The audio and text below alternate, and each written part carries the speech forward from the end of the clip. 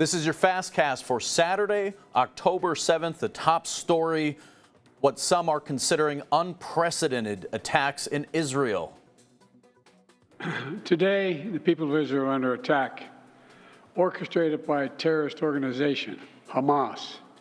In this moment of tragedy, I want to say to them and to the world and to terrorists everywhere that the United States stands with Israel. We will not ever fail to have their back. We'll make sure that they have the help their citizens need and they can continue to defend themselves. Fire illuminating the sky in Gaza Saturday as Israeli forces launched massive airstrikes deep inside the coastal enclave in retaliating for an earlier attack. The Associated Press reporting 250 people were killed and more than 1,500 wounded. Reporter Rob Kirkpatrick has the latest developments on this story, and we want to warn you, some of the video we're going to show is graphic, and some viewers may find it disturbing. A surprise attack Saturday by Hamas left dozens dead in Israel. Gaza militants launched thousands of rockets, and shortly after daybreak, Israel responded. Citizens of Israel, we are at war. The Israeli Defense Forces said its troops are fighting in at least a half dozen locations. A very severe morning. We are very much now focused on sending forces to these locations where there's ongoing fighting. Israeli rescue services estimate at least 200 Israelis have been killed in the violence and hundreds more injured in Gaza. More than 200 Palestinians have been killed, with more than 1,600 injured, according to the Palestinian Health Ministry. Some residents of two different villages in southern Israel near the Gaza border told Israeli TV that militants were trying to break into their homes. Hamas also claimed to have captured several Israeli soldiers near the border. And this video, geolocated by CNN, appears to show Gaza militants taking Israelis captive. President Joe Biden says he spoke with Israeli Prime Minister Benjamin Netanyahu and offered his full support and condolences to Israel. The United States stands with the people of Israel in the face of these terrorist assaults.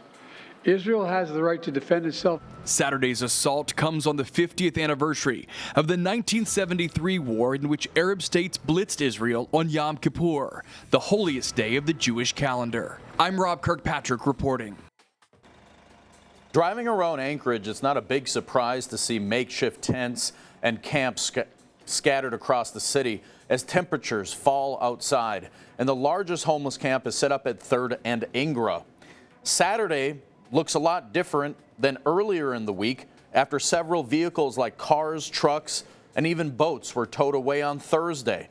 According to the municipality, the cost of removing the vehicles was covered under an existing junk vehicle towing contract. Investigative reporter Rebecca Pulsha was there as it happened, says the scene was chaotic. And with the camp cleared out and temperatures steadily dropping outside, many in Anchorage and those who once stayed at the 3rd and Ingra campsite are working to seek shelter. So our Alaska's News Source investigative team is seeking solutions.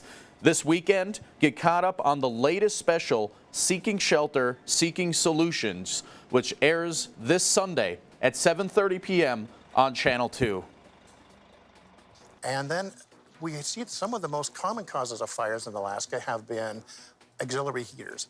If you have an auxiliary heater in your home, make sure you keep it away from anything. Walls, clothes, any place that heat can be a problem. And this coming up week is National Fire Prevention Week. According to the International Association of Firefighters, home fires are one of the biggest public safety threats facing families today, adding that every 86 seconds a home fire is reported. This year, Anchorage has seen a total of 8 fatal fires, and that's why the goal of Fire Prevention Week is to educate people on the importance of fire safety awareness and to help protect homes and families. So there are some tips to keep in mind before a fire takes place to create and practice a fire escape plan. Remember, every second counts in a fire, so practice home fire escape plans twice a year to get out quickly. And make sure you check your smoke alarm at home. Smoke alarms increase your chances of surviving a home fire, so to be sure to test your batteries monthly as well. And another tip to keep in mind is to sleep with your door closed. A closed door can mean the difference between 1,000 degrees and 100 degrees. Lead preparedness volunteers for the Red Cross of Alaska, Bruce Whalen, says there are some other things to keep in mind with as well, and we have that full story online at alaskasnewssource.com.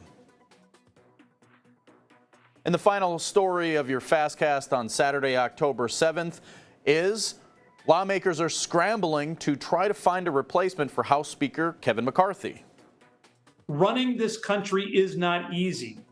Our founders put together a constitution that made governing hard by design. A statement most on Capitol Hill can agree on amidst the time of historic dysfunction in Washington. South Dakota Congressman Dusty Johnson calls out his colleagues to keep their promise to the people. We got a southern border in crisis. We're $33 trillion in debt, and the federal government shuts down in 40 days. So we've got some big boy, big girl work we've got to get done. Congressman Johnson blames Democrats for promoting chaos when they sided with far-right Republicans in ousting former Speaker Kevin McCarthy. Minority Leader Hakeem Jeffries says the only way forward is if each party reaches across the aisle. In a recent statement, Jeffries says, quote, "The need to change course is urgent. Congress is in the midst of a Republican civil war that undermines our ability to make life more affordable for American taxpayers, to keep communities safe, and to strengthen democracy."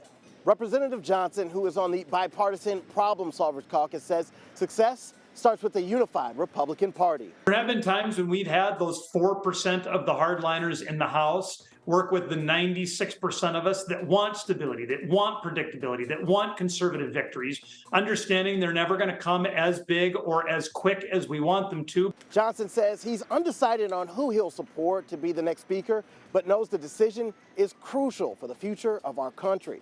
Johnson says he wants to continue to cut the debt, unlock American energy, and make social programs more efficient. At this point, I haven't made up my mind because I still think we need to come together as a conference to decide where do we want to go. Then we can decide who's best positioned to take us there. Reporting in Washington, I'm Ryan Henson.